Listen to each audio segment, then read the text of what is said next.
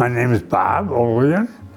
I was born in Grand Rapids, Michigan on July 8, 1927.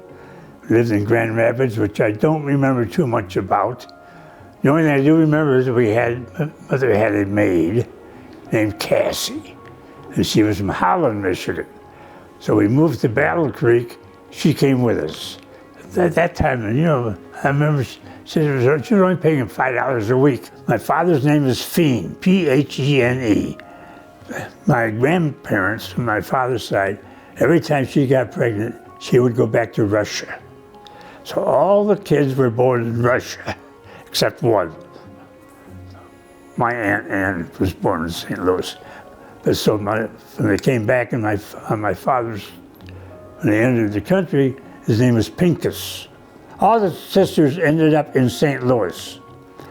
They all ended up in St. Louis. They all stayed in St. Louis except one who ended up moving to Fort Worth, Texas. I don't know how they ended up or why they ended up in St. Louis, but they did. My mom's name was Minnie, and her parents were still alive. Oh, they're Russian. I had a brother who was born on Easter. His name was Paul Devereaux, 4 years younger than I was. Parents were good.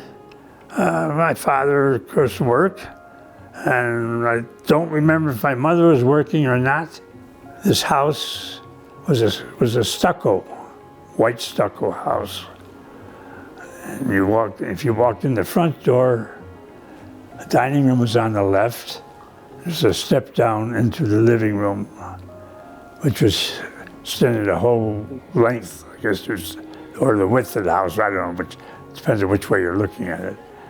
And there's a sunroom off to one side, big fireplace. And I went to the back of the house and walked up the step. The back door was there. There was a bathroom and the kitchen, and there's a swinging door into the dining room. Because for some time I was by myself till my brother was born. Then they put a crib into the room, so we shared. We had a refrigerator, and I had one of those round. The condenser, I guess, was up on top. So it was around. I guess I don't know what they called them at that time. I didn't pay. And a Roper oven. That I remember the name. It was a gas oven.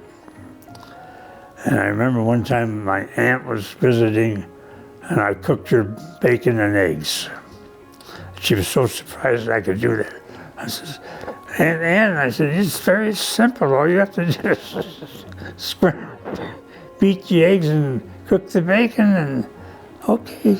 She was happy. We moved to Battle Creek. We moved into a house, 2 stories, and it's a fancy name, Country Club Hills. Sounded real fancy, but it wasn't. There were only, at that time on our street, there were 3 houses. The street was Westway, I think.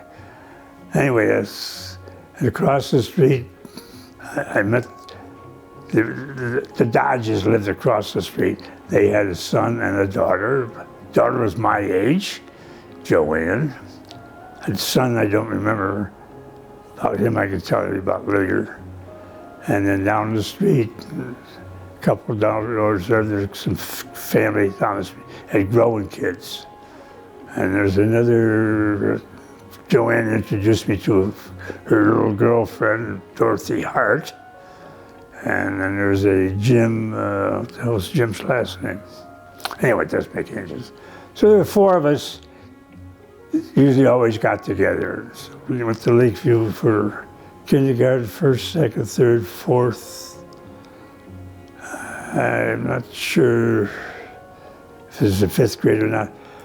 But the school split at that time, and some went to what they call Prairie View. Then they were supposed to come back and go to high school. But in the meantime, we moved into the city. And we moved into an apartment building called The Inn.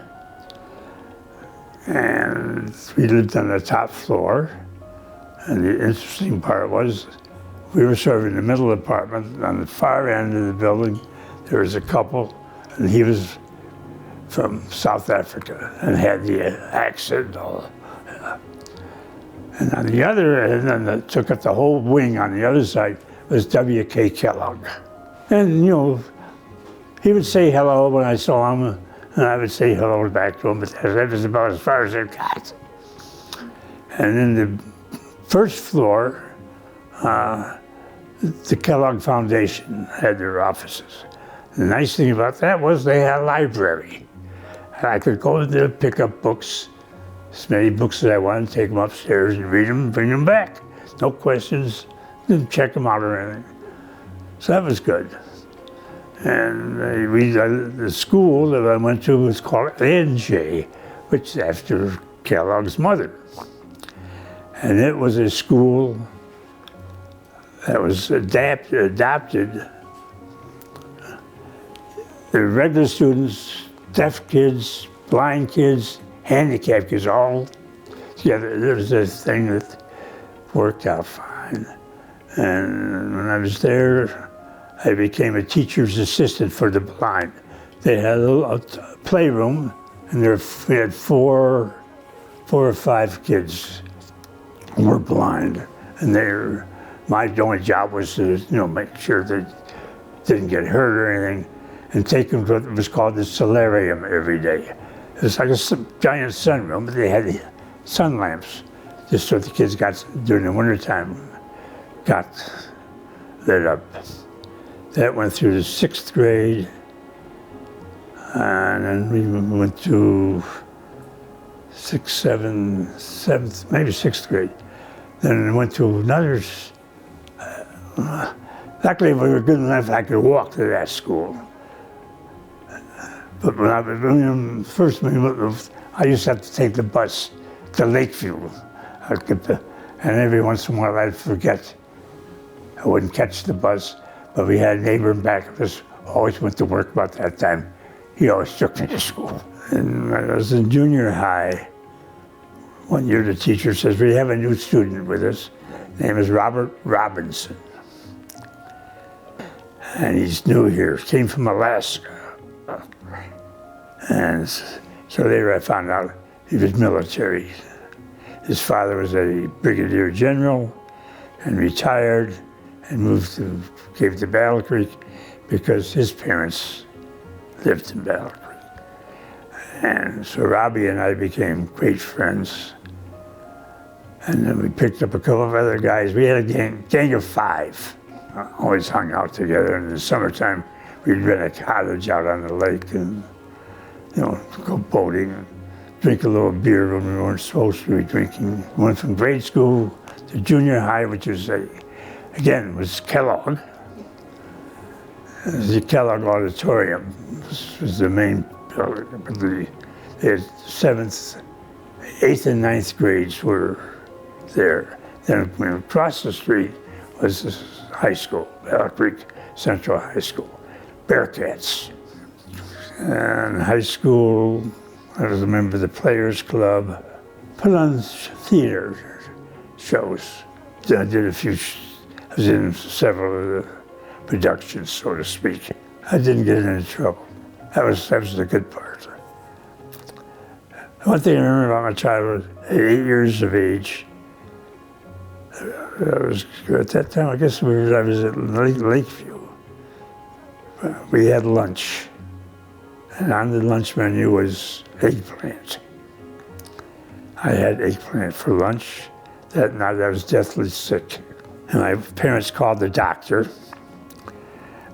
And he came and he said, to get this guy to the hospital, ruptured appendix. I always blamed it on the eggplant. And to this day, I've never eaten or tasted eggplant. I wouldn't have the slightest idea. And then in high school again, Robbie and I became co-managers, business managers for the school newspaper, and in the senior year we were the co-managers for the yearbook. Our job was to go out and hustle ads. Well, in grade school, we rode our bikes and pretended we were airplanes and shooting down Germans. There was a park nearby, which we could ride through. First I was a Cub Scout, and then I became a Boy Scout. Went to camp during the summertime, got my Eagle badge, so I'm an Eagle Scout. So help me. My father was not, I guess both of them. You know, they did what they did, and we kids did what we kids. One thing I remember when we were living in the hills, and my brother was maybe 2, 3 years old, got mad at me one day and hit me in the head with a skillet. My brother and I didn't get into trouble. My brother got into trouble. And my brother was in high school. He was on the swim team, swimming for Battle Creek, and was a good athlete, and well-known, well-liked. And in the midst of things, my folks moved to St. Louis, took him out of high school. And when he got to St. Louis high school, there was no swimming team. So I think that's set him off. And he was, at one point, he set fire to my home parents' house. He was served a year in whatever, juvie. And he got out. My folks sent him to military school, which he behaved, I guess, all right. I came back home, set a second fire. This time, I don't know what happened, but anyway, he ended up joining the Air Force. Got stationed in Texas, got in trouble down there. He was always calling for extra money. He didn't call my parents. He called all the aunts and the uncles. And they, of course, turned around and told my dad they were sending Pete money. One time, I used to get money to pay for, when I was going to Lakeview, I got money to pay for lunch. And my father one time claimed I took more than I should have. And I said, he came home that night and said, "You took more money this morning than you were supposed to. Where is it?" I said, "Dad, I only took, what I was supposed to." No, I'm missing 50 cents. Well, in those years, money was not, I said, "No, I didn't." "Oh, you come upstairs with me." Took me upstairs, took off his belt and whipped me. That's the only time I was ever punished. And I was, cried, I screamed. So that was the only time I really got in real trouble. And I did not take the 50 cents. I took the $1 or whatever it was, and that was it.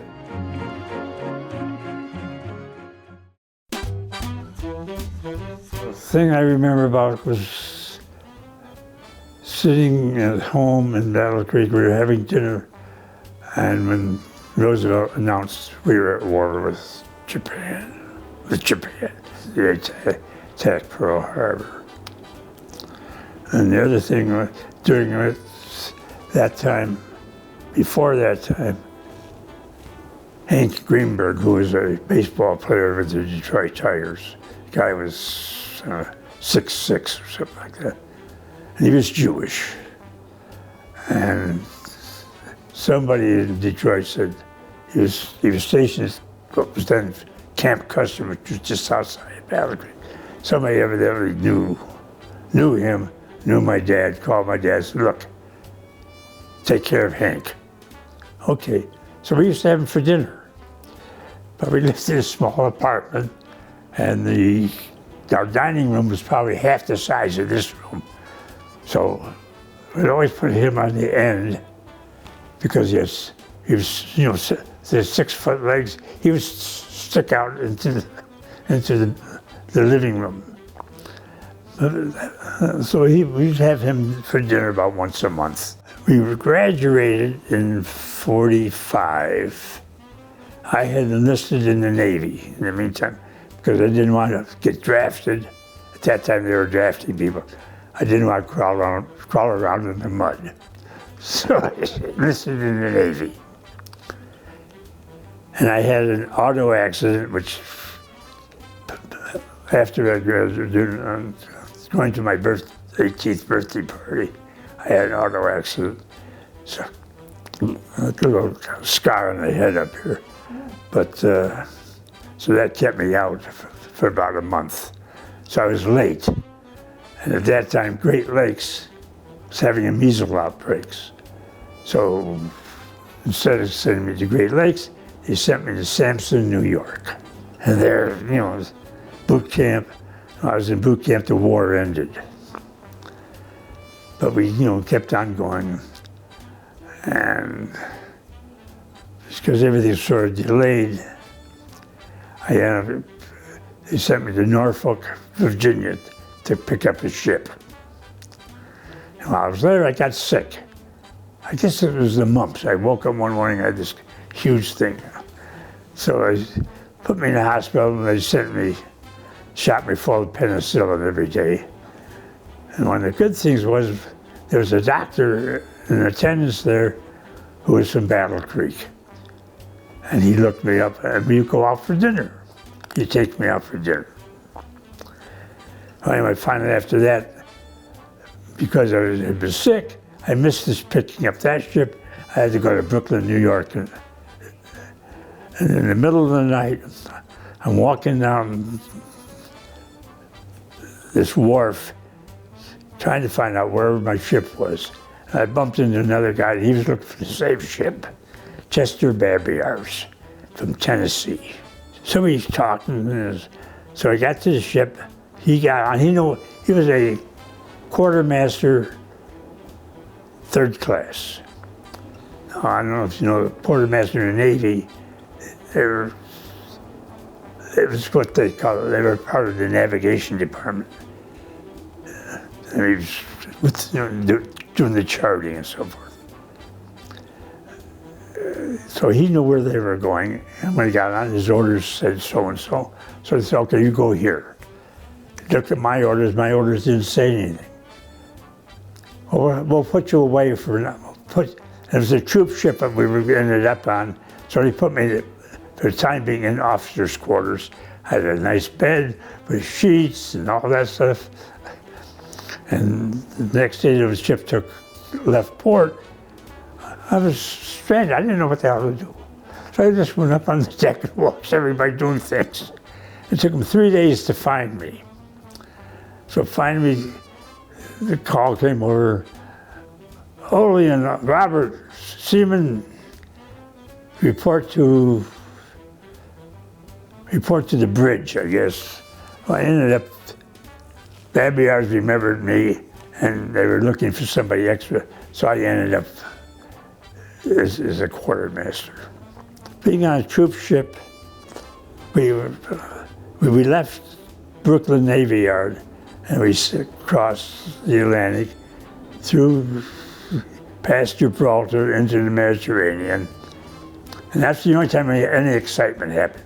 Somebody spotted a mine.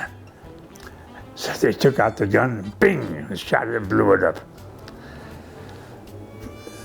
They had machine guns mounted up over the doors. We still had all kinds of guns on board. Somebody told me that we had more firepower than some destroyers. Not as big of guns, but we had 3, 4, 5-inch guns and aircraft machine gun, guns.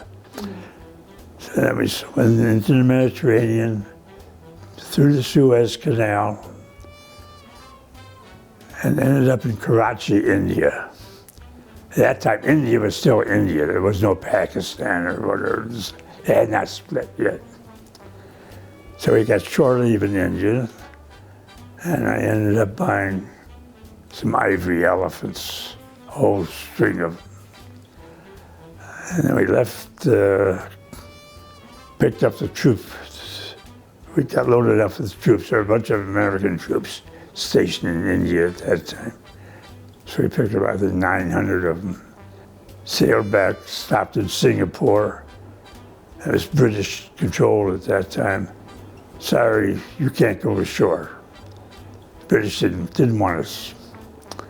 We left there, sailed, ended up at Pearl Harbor, discharged our troops, had shore leave in Pearl Harbor.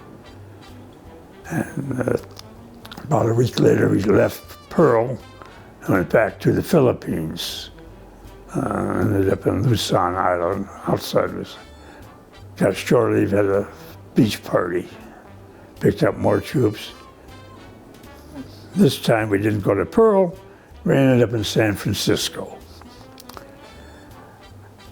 And we were in San Francisco for almost 2 weeks. And then from there, I guess by that time they decided they didn't need us anymore. So we went up, sailed up to Seattle.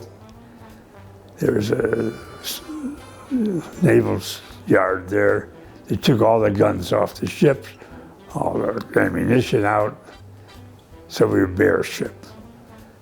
Then we went from Seattle down through, sailed through the Panama Canal into the Atlantic side, up the Atlantic side, and we ended up in Boston. So looking at it all together, I sailed around the world. The only bad thing about it was we had a nasty captain. And normally, when you get close to the equator, you go sail across the equator, and there's some kind of a seamen's organization that you belong to. They sort of baptize you if you cross the equator. He wouldn't let us cross. And we were within a couple of miles of the equator, and he wouldn't divert. So I never did cross the equator. Got to Boston, they took the ship, decommissioned the ship, and after that, I was put on a detail, mothballing. At that time, they didn't know what was going on, so they started mothballing some ships. And they had two baby aircraft carriers there. The Shipley Bay and what the other was, I forget offhand. So I was assigned to one ship when we finished mothballing that ship and went to the other ship. Now, the strange thing was, doing the mothballing, you scraped all the girders, and it was all full of asbestos, a lot of asbestos. And it's surprising I didn't get sick. Nobody got it. As far as I know, I don't know who else. No, that was one of the things when you see these ads, if you're in the service and you got someplace with, but that was all right. I enjoyed it, It's something entirely different. And then certainly didn't expect to do what we did and know what I did. We weren't afraid of getting sunk. It was a good time. We had card games and craps. Yeah. And we used to do that. Well, active duty, a year. So I went back at that time, I was still living in Battle Creek. Mm-hmm. And I got home, my folks says, you're going to go to college, aren't you? And I said, yeah, I want to. He said, well, we tried to get you into Michigan, but we couldn't. So you're going to go to Michigan State.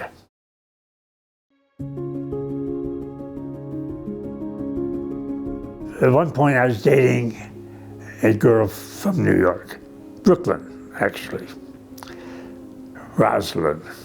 One of those times when I was in the fraternity, the National Convention was being held in New York, so the president of the fraternity and myself went to New York. And she had a cousin, so we had dates, in New York for the party. I took her home to Battle Creek one time in the summertime. I was going to summer school, and my folks had a cottage on the lake, which my dad had bought. And my mother didn't like her. So I don't know whether that was the reason I broke up with her or not. Anyway, we broke up, and she was heartbroken. She was so heartbroken, her parents came out to see what was going on. One of my fraternity brothers lived in East Lansing, and his parents would let us come to the house and have a party if we wished. So about once a month, we'd have a party, and I had nobody to go with because somebody said, well, why don't you call this Doris, see if she'll go out with. So, okay. So I called, oh yeah, I'd like to go.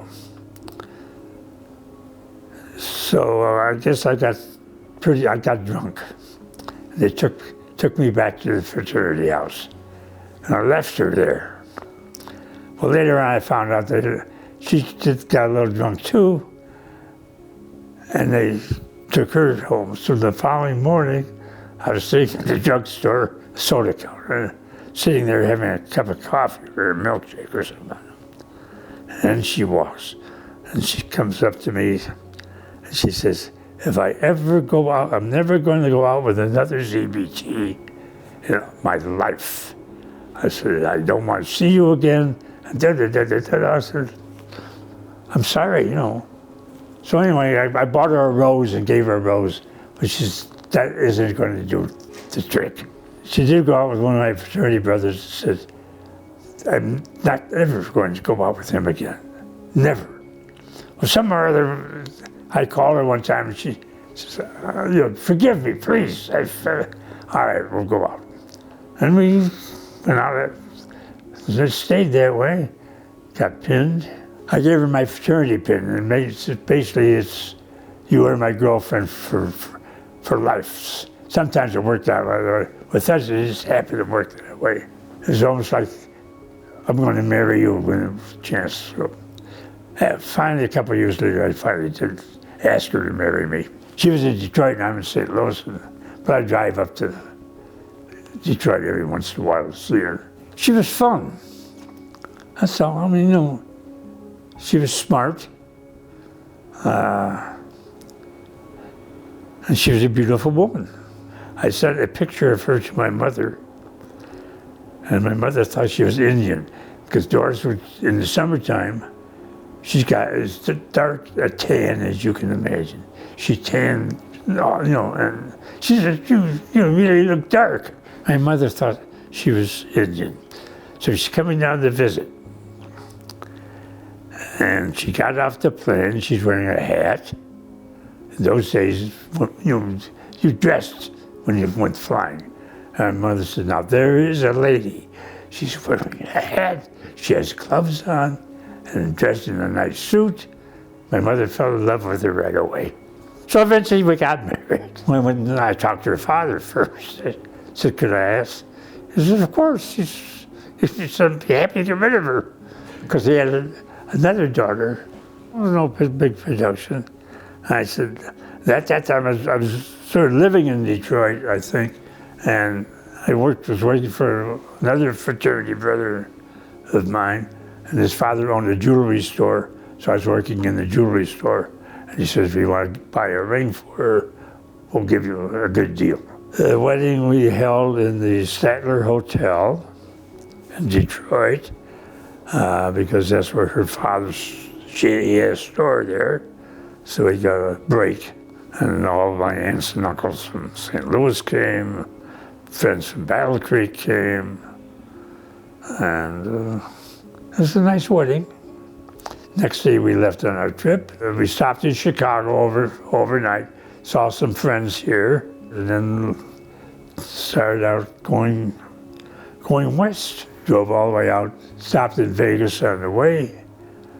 Not knowing any better, we stayed in a motel and went to the gambling, to the casinos. If we'd known better, you could have just checked into the hotel and for free, as long as you were going to gamble. Anyway, we had that. We left Vegas, ended up in California because one of my best friends from college, his name was Al Lehman, lived in Beverly Hills. So we went to see him, and while we were there, my dad called me and says, get back here in a hurry. I said, why? The FBI is looking for you. I said, what? What? I didn't do anything. Well, they reclassified you, and they're redrafting you. I said, how can they do that? I was in the Navy. Well, they're claiming you weren't in long enough. Okay, what do? Get back here and go into the reserve. Start going to reserve meetings. So I did that, and in the end, I have one discharge, saying I was discharged in August of such a year from regular Navy. My other discharge says I served 9 years altogether in the reserves. So that kept me out.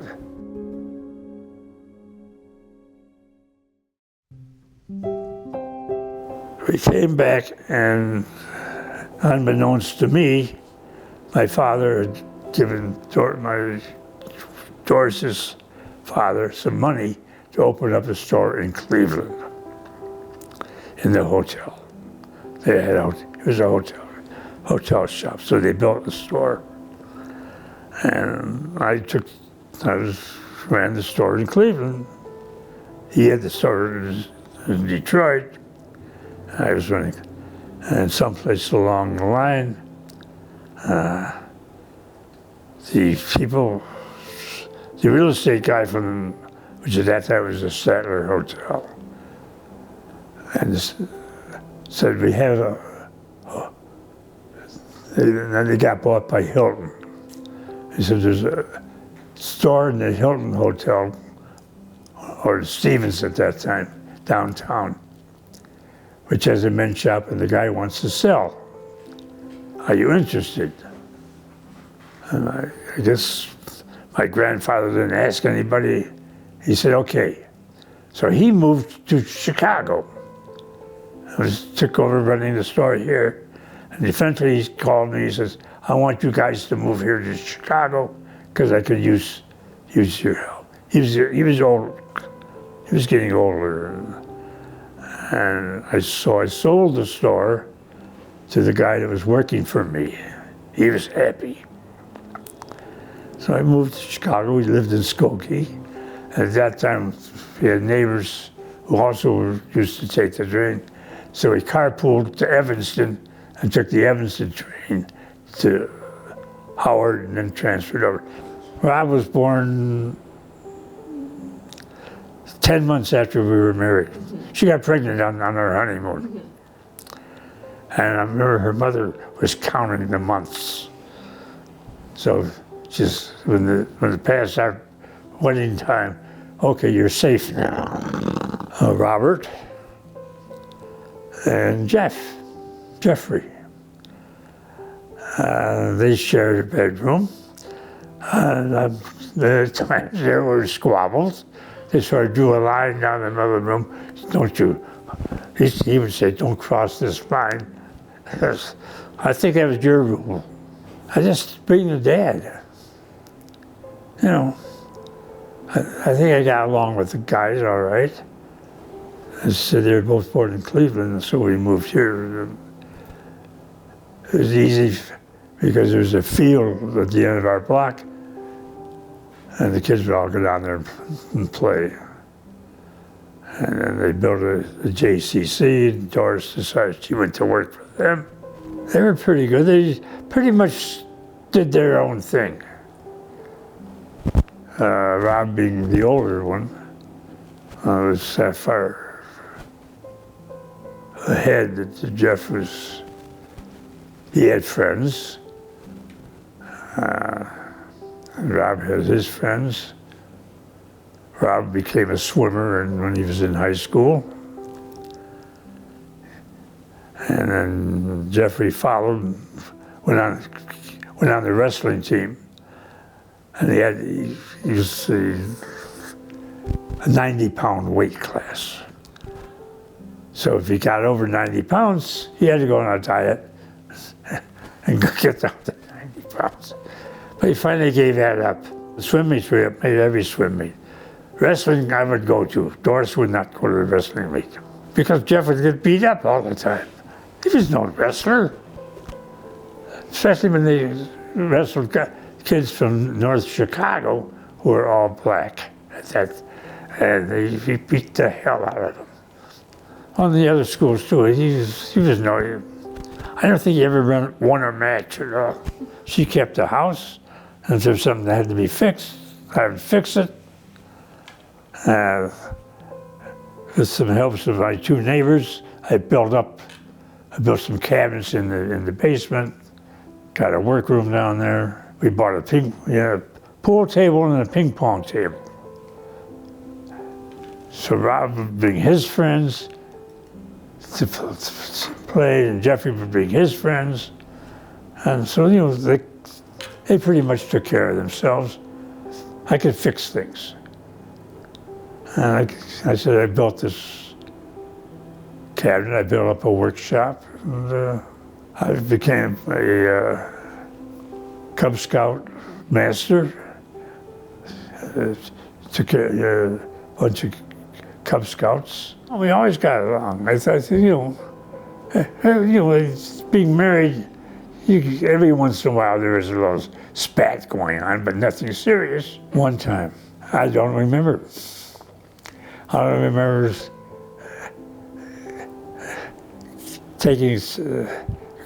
going to the basement and smashing something up. And that was the only time that we really had a fight. I would go to St. Louis to see my parents. My middle name is Meade, M-E-A-D-E, combination of Mo and Meadeth. When we lived in folks were in Grand Rapids, they were my parents' best friends. So they became my godparents. I took their middle name. And they had one daughter, I remember one older daughter, and a younger daughter who they adopted here in Chicago at the cradle, and also eventually a brother, also from the cradle here in Chicago. So one time, she was, when I went to Grand Rapids, because I only even had a cousin. And so we'd go up to Grand Rapids once in a while, and he would be with his cousin. I was staying with my aunt and her daughter. I think I can remember. Should remember her name. We went on sort of a date. We went to a movie. One time I had her come down to Michigan State for a fraternity party. And she married a guy who lived in St. Louis, because that was sort of an arranged deal. But when I go to St. Louis, she was good. I mean, she took care of my parents needed something. She saw it was taken care of. So I would take her out for dinner. Dinner one night led to something else. And I came home and told Doris about it, and that upset her. So that was the other time. But we worked it out. And finally, things evolved. We moved from Skokie to Northbrook into a condo. And I moved my parents from St. Louis to a retirement home in Libertyville.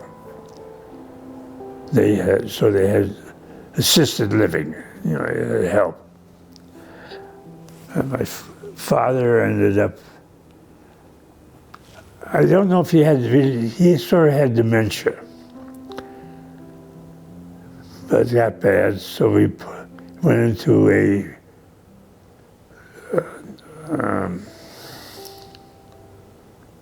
Lake Forest had a retirement home at that time. So we put him there. And then about a couple of weeks later, he passed away. So my mother is living in Libertyville, this apartment. She had help. And she was a smoker. Every day, I go to visit. Mother, you your ashtrays in the bed. She never got out of bed, but she smoked. I said, you're going to set the place on fire. No, don't worry about it. Why do you worry about it? You don't worry about it. She buys Camels. She smoked Camels, unfiltered. And she smoked and never stopped smoking. And so one day, she finally had a problem. She ended up in the hospital. And so I go in the hospital and she's lying there. I said, Mother, so let go. It's time for you to let go. Go find Dad and Pete. Next day she died. She was in her 90s. My dad was in his 90s.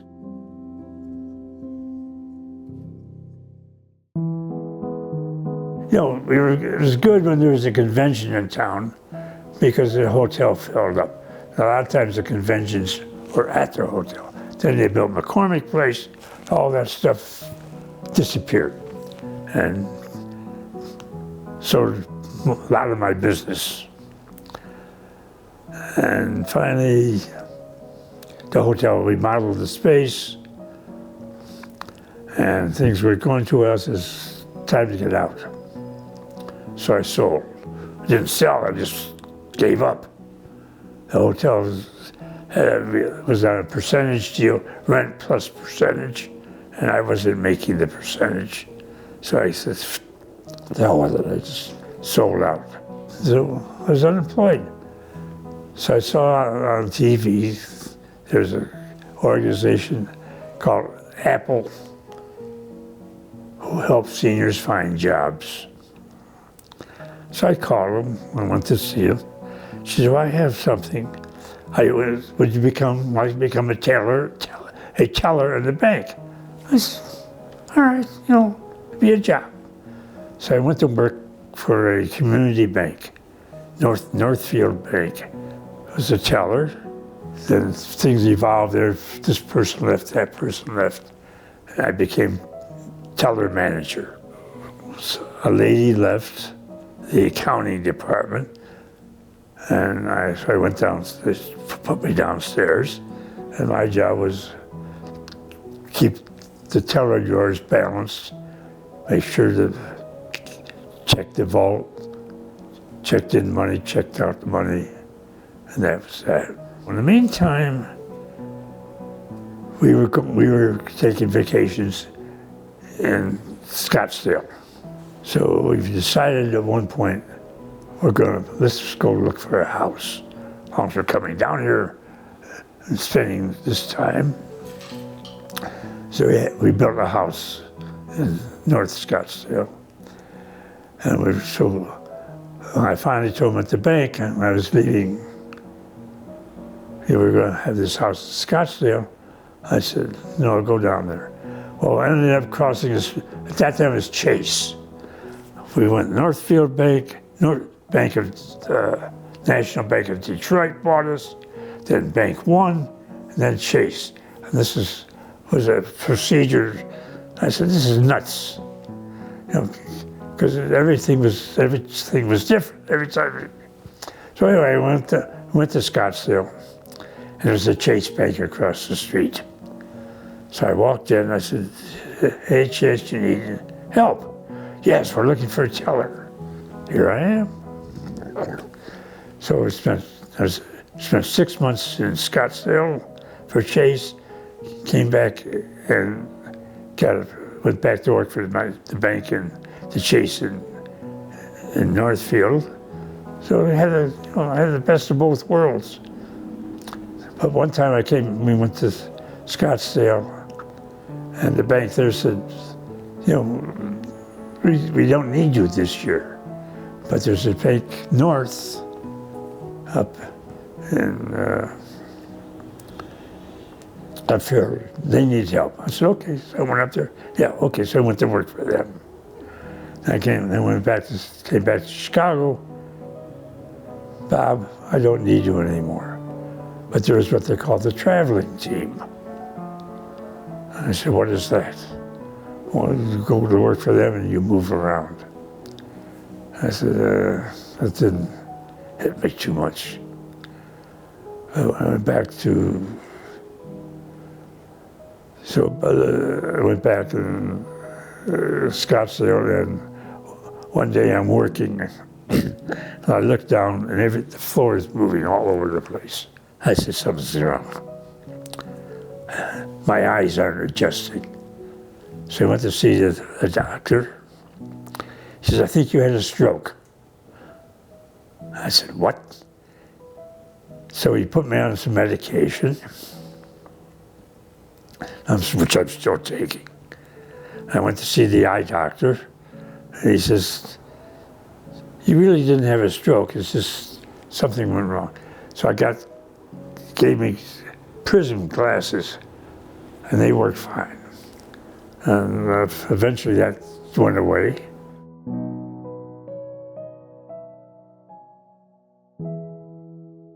The loving part of it, Rob had 3. He had a boy and a girl, and then later on he had Josh. And Jeffrey had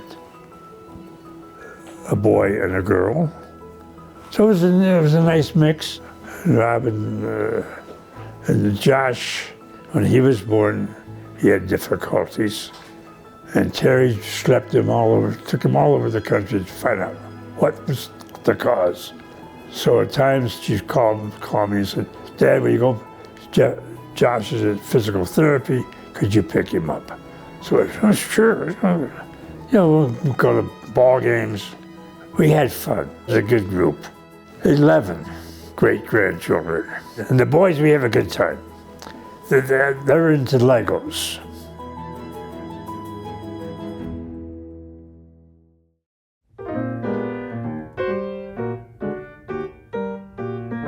I was looking for something to do. So going through Amazon, and I found this. The first thing I saw was the Eiffel Tower. I said, oh, that looks like fun. It was 4 feet tall, 4,000 and some odd pieces. So yeah, that'll take me a while. It did. And that was the first Lego thing I built. Then after that, I got into various.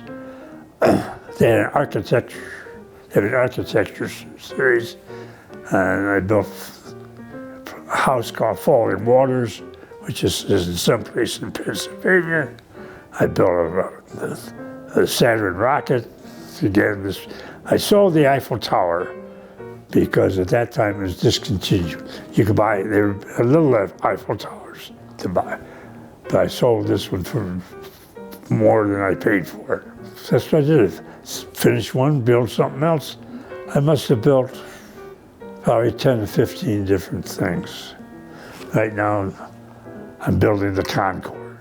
Particularly in the room, I got the Statue of Liberty I just finished, and Notre Dame,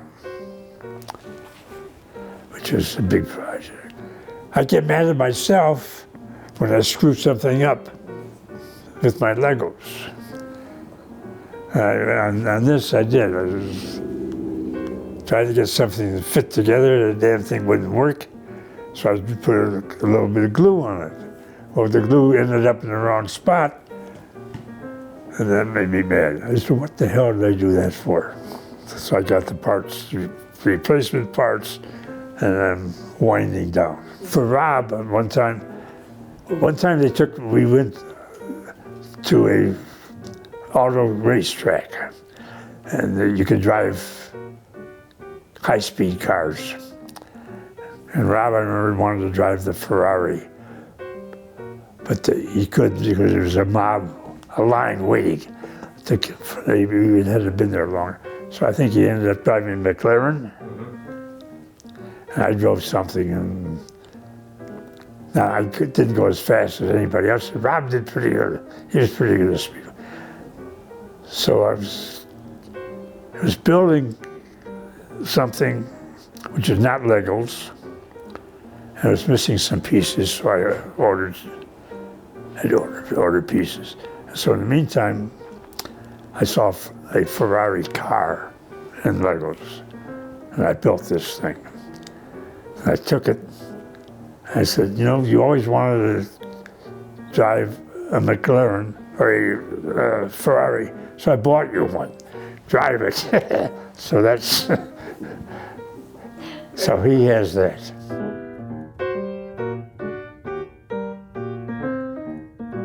Well, only I'm on the computer constant. Give me a phone. A phone is a phone. You know, hello, goodbye. And you look at the screen on my phone. There's not many things I even look at. The computer, the same thing. I'm not into Facebook, Instagram, X, or whatever the hell it's called. Any of the social media stuff, forget about it. A couple of years ago, I started drinking Ensure. Dark chocolate. Only dark chocolate, because that's all Doris would drink. And for some strange reason, you could get chocolate, but dark chocolate was no longer available around here. So I'm looking around, went online, Ensure dark chocolate, Walmart. Hey! So I ordered a couple of cases from Walmart.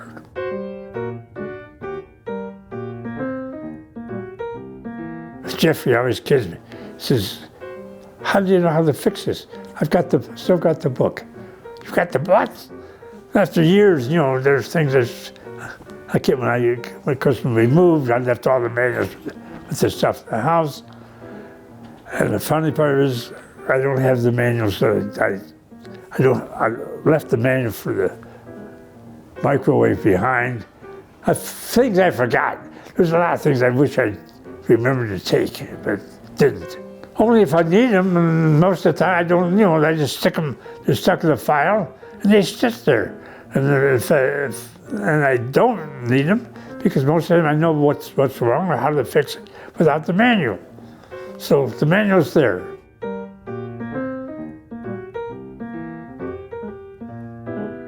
I think Doris said, why don't you call Julie's father and take him out for lunch?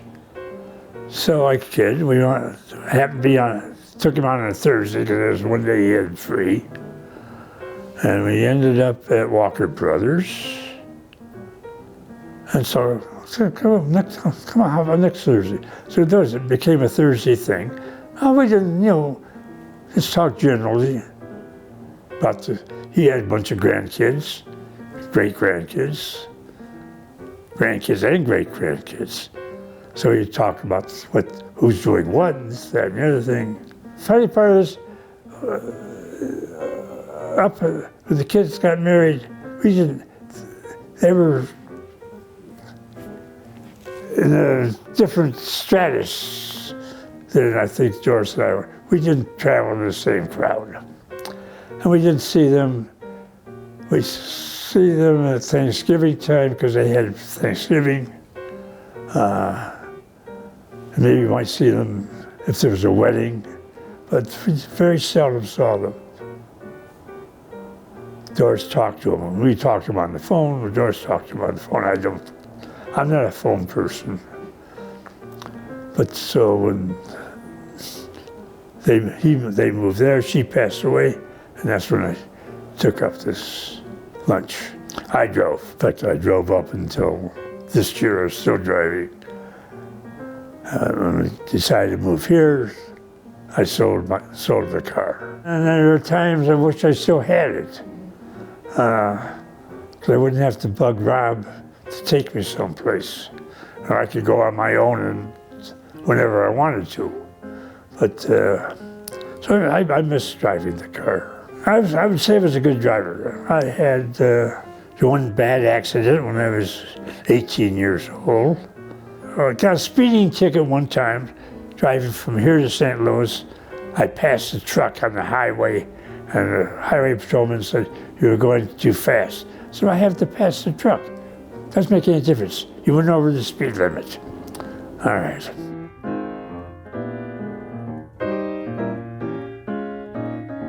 I've developed some good friends. We have lunch, breakfast, lunch, and dinner together. And one day this past week, we decided we didn't like what was on the dinner menu, so we ordered in ribs. One of them is a psychologist, and he has cancer. In fact, he just had a chemo yesterday. And the other one, he's a Bob also. So when we're downstairs together, he's Bob 1, I'm Bob 2. Well, there's a Bob right around the corner from me. I've said hello to him several times. He never replies, so it's the hell with you, you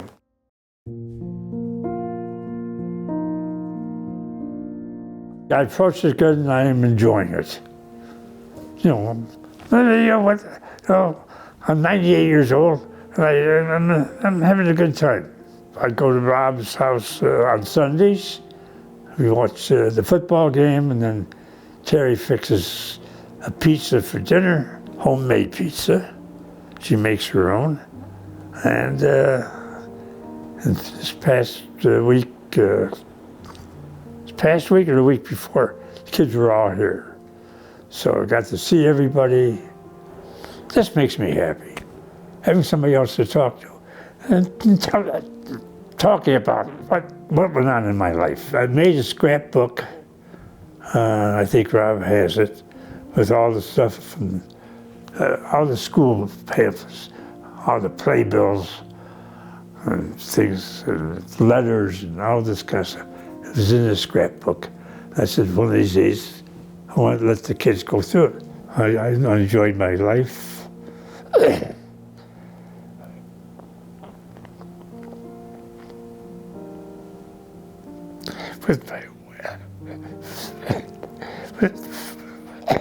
With my wife. I do miss her. She was, this time last year, she was still alive. And this life lived as best you can and to the fullest that you can. I wish that for my kids, my grandkids, and my great-grandkids. You know, I think about the future, and it scares the hell out of me. I don't know what the future brings,